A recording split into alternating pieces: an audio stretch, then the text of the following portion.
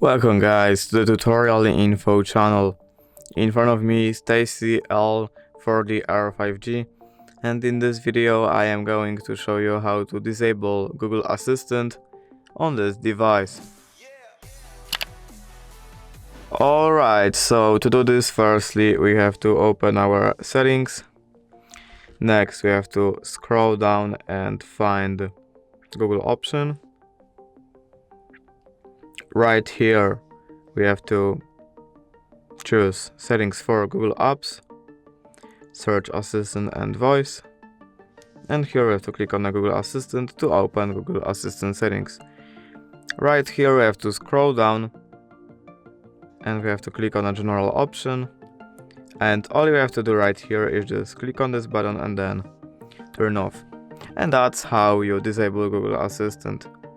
If you did enjoy this video, leave a like and subscribe. Thank you guys for watching. Bye!